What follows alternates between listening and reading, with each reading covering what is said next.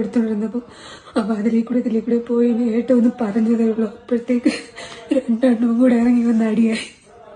ഞാൻ ഒറ്റയ്ക്ക് പിടിച്ചു മാറ്റാൻ അമ്മയെ ശ്രമിച്ചു. പക്ഷെ കുറെ ഇടി കിട്ടി ഇവിടെയൊക്കെ. ഞാൻ അത്ര വീണ് എന്നെ കുറെ പറഞ്ഞിട്ടു. ഇവരൊക്കെ മനസ്സിൽ ഇത്രയായിട്ടുണ്ട് ദേഷ്യമുണ്ട്.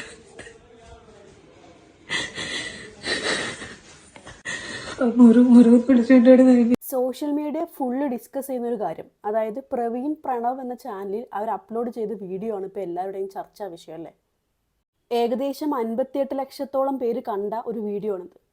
അപ്പോൾ ഈ ഒരു വിഷയത്തിൽ വളരെ ഭയാനകമായിട്ടുള്ള അല്ലെങ്കിൽ ഗൗരവമായിട്ടുള്ള ഒരു വിഷയം വരുന്നുണ്ട്, ഡൊമസ്റ്റിക് വയലൻസ്.